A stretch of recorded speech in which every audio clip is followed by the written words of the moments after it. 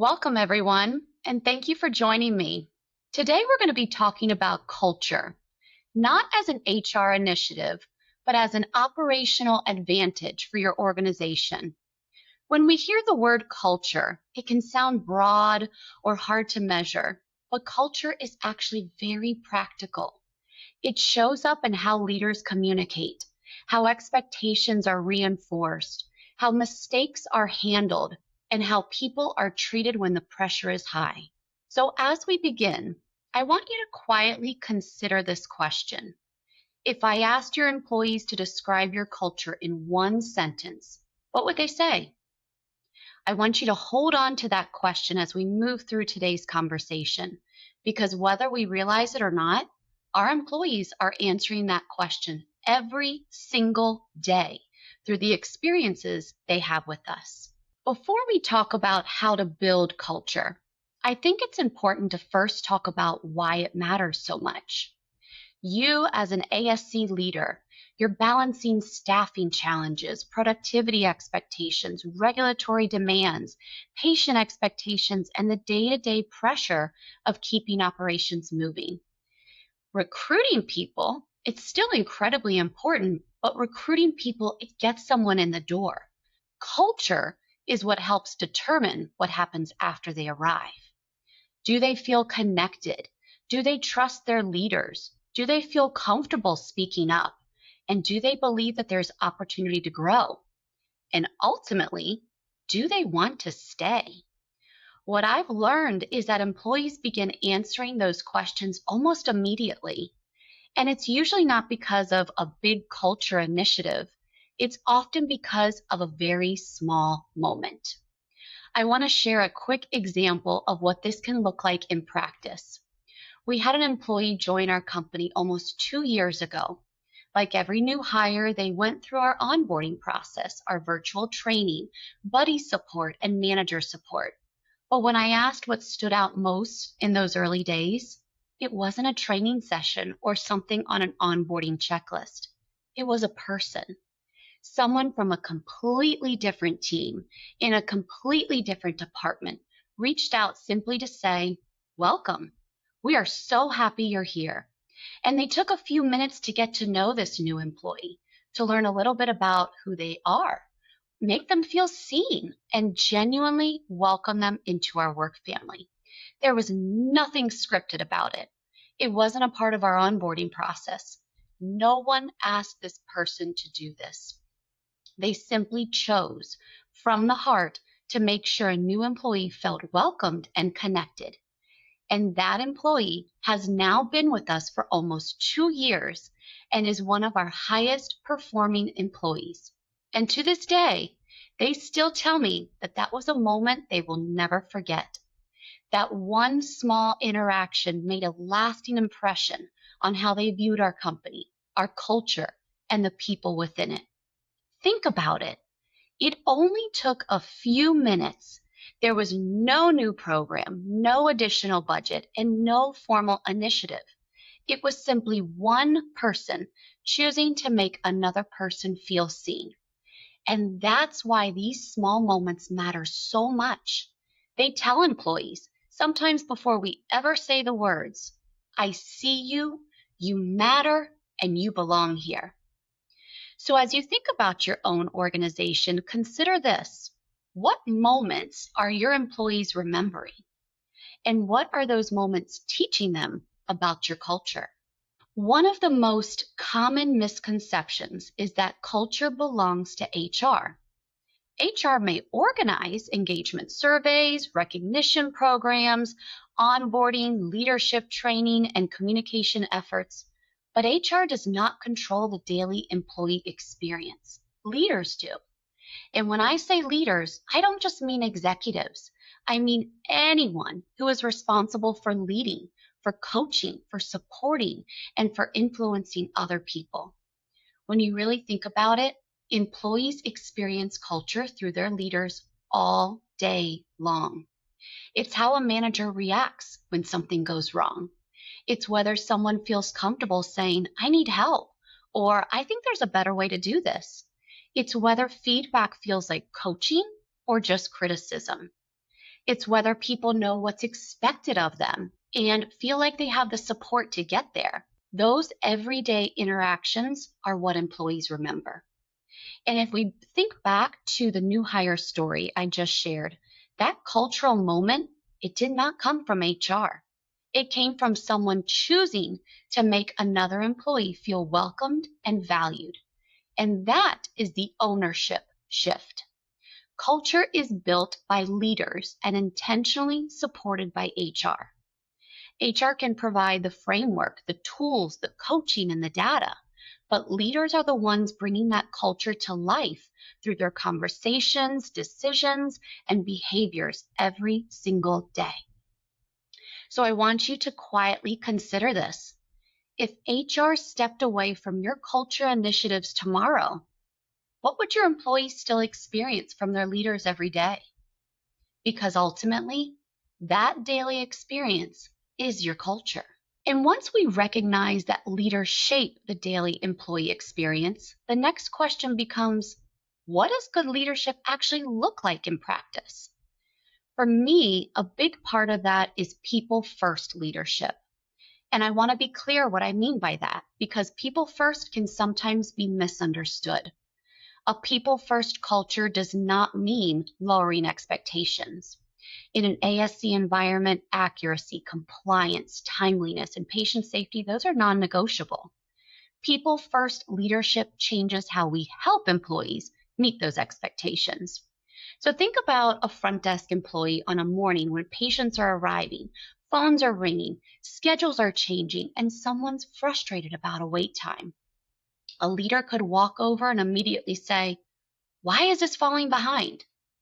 Or that leader could say, "I can see things are hectic right now.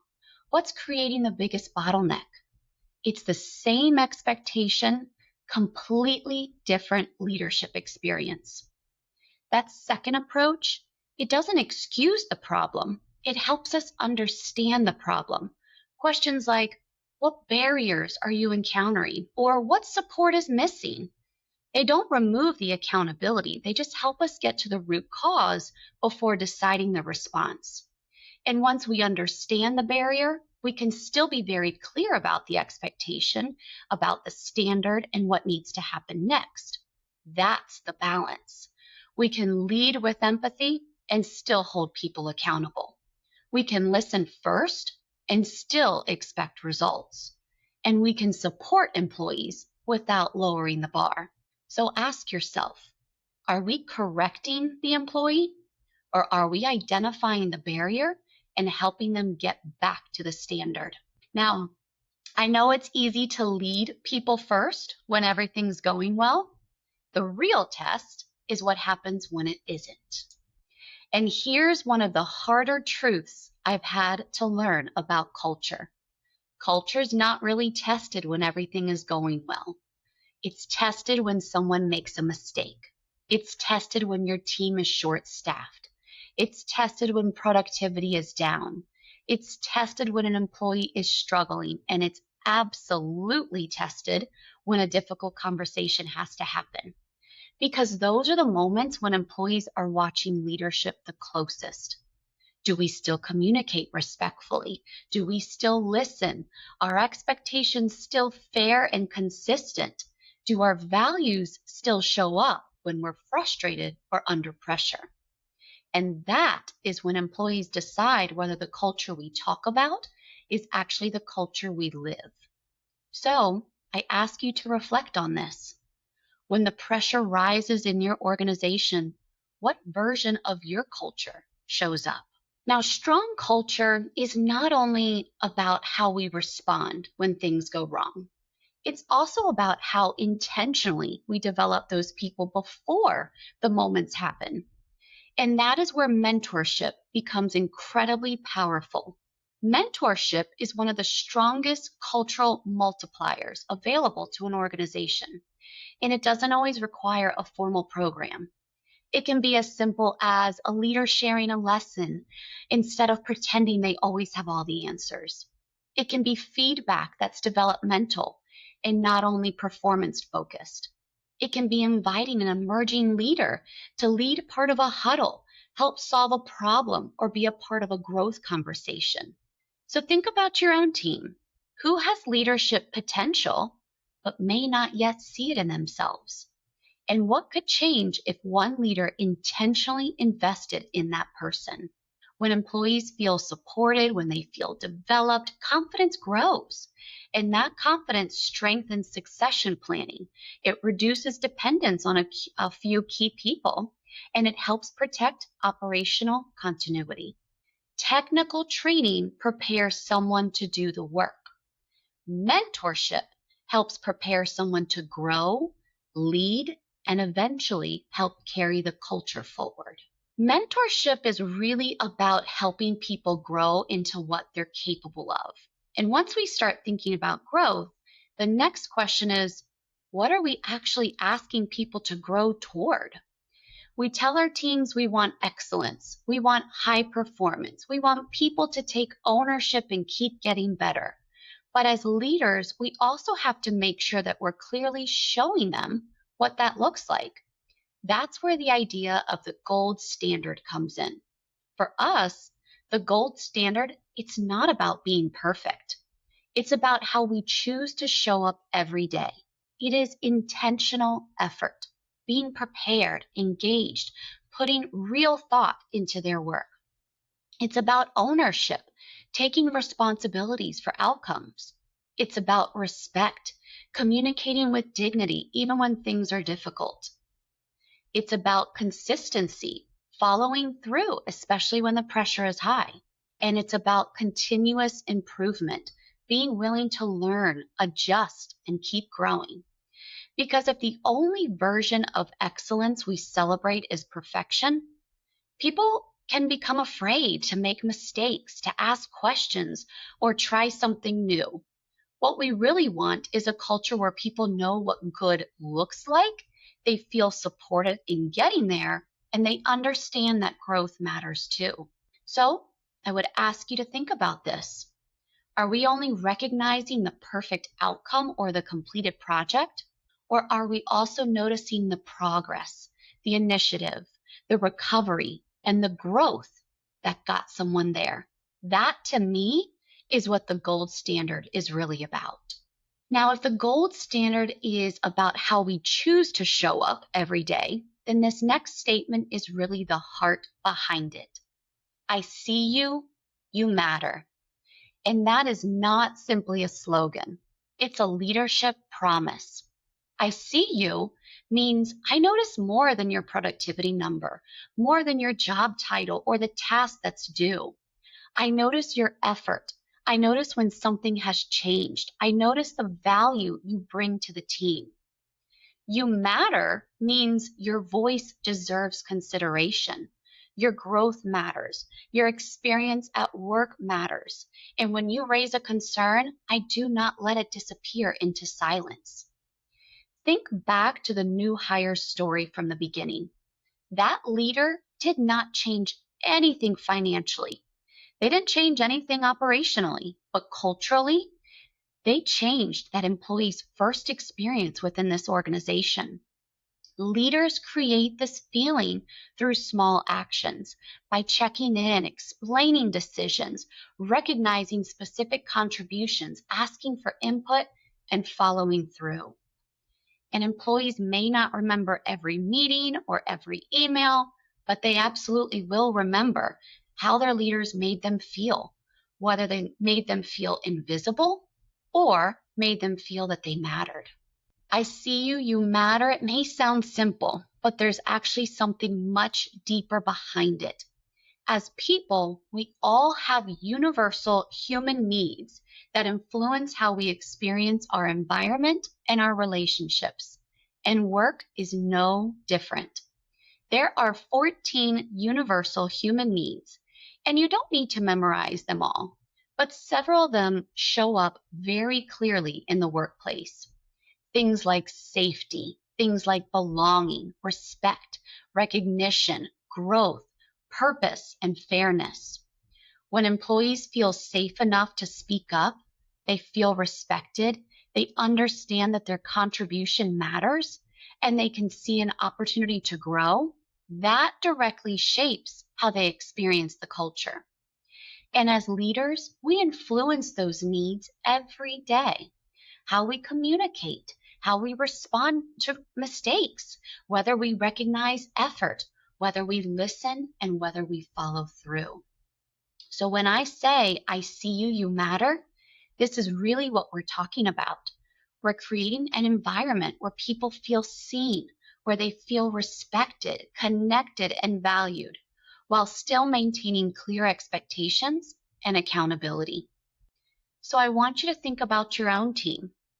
Which of these needs are your employees consistently experiencing today? And where might there still be an opportunity? We've talked a lot today about the role leaders play in shaping culture. And just know that leaders do not have to do this work alone. That is where HR has an important role. HR helps create the structure that allows strong leadership behaviors to become consistent across the organization. HR enables by giving leaders the tools they need, whether that's leadership coaching, strong onboarding, clear performance expectations, recognition practices, or resources for difficult conversations.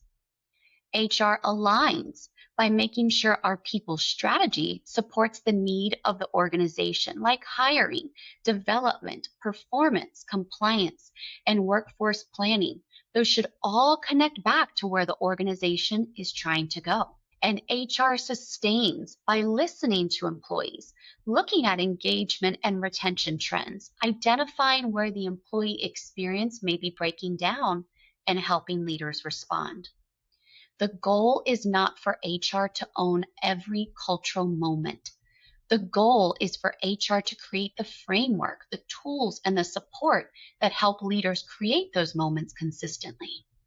And I think that distinction is really important because when HR and operational leadership are truly partnered, culture stops feeling like an HR initiative and starts becoming part of how the organization operates every day.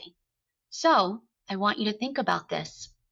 Are your people decisions made separately from your operational decisions, or are they connected? Everything we've talked about today can feel like a lot when you try to think about culture as one big initiative. So I want to bring it down to something very practical. Over the next 30 days, I would challenge you to focus on just a few intentional habits. First, listen. Ask your employees what's getting in the way of them doing their best work. It could be as simple as, what's one thing making your job harder than it needs to be? You may not be able to fix every answer, and that's okay. Sometimes simply creating the opportunity to be heard is what matters. Second, clarify. Make sure people understand not only what you expect, but why it matters. Whether it connects to patient care, compliance, financial performance, or the rest of the team, people are much more likely to take ownership when they understand the purpose behind the expectation. Third, recognize. Don't wait for a huge accomplishment. Notice improvement. Notice initiative. Notice the employee who helped someone else. Notice the person who handled a difficult situation well. Specific, timely recognition can be incredibly powerful. Fourth, coach. The next time there is a performance issue, try curiosity before correction. Ask what happened, understand the barrier, reinforce the expectation, and involve the employee in determining what needs to happen next. And finally, follow through. If you tell someone you're going to look into something, circle back. Even if the answer is no, even if the answer is not yet, closing the loop builds trust. And none of these things require a new budget or a new system or a 6-month culture initiative. They require intention. So I want you to think about these 5 behaviors and ask yourself, which one, if I became just a little more intentional about over the next 30 days, could make the greatest difference for my team? And you do not have to change everything at once. Start with one behavior, one conversation, one interaction, because that is how culture begins to change. As we wrap up, I want to bring everything we've talked about today back to one simple idea. Culture is built in the everyday moments. It is built in how we communicate, how we respond, how we support people, and how we lead when things get hard. Those moments shape how employees experience your organization. They build trust. They influence how people show up. And over time, they absolutely impact how your organization performs. And that is why I see you, you matter is so important. Because when people feel seen, when they feel supported and connected to the work, we build stronger teams. And stronger teams support stronger operations. And that connection between people and performance is really what this is all about. Culture, leadership, staffing, workflow, revenue cycle, performance, financial health, they don't operate independently. They all influence the overall health and success of your center. That is why I want to make sure that you know about a resource available to you beyond today's conversation. Alicia Rabel, our CEO at AT&C, offers complimentary executive strategy sessions for ASC leaders who want to take a closer look at their own organization. Whether that's strengthening culture and leadership, addressing staffing or workflow challenges, improving revenue cycle performance, or identifying opportunities to strengthen overall operational and financial performance. The QR code on the screen will take you directly to her calendar if you would like to schedule a conversation. Thank you again for spending this time with me today. I hope you have learned at least one idea that you can take back to your team and put into practice right away. And just remember, culture is not built all at once. It is built one conversation, one decision, and one interaction at a time. Thank you for the work that you do, for the people you support, and for the impact you continue to make within your organization. I see you, and you matter. Have a wonderful rest of your day.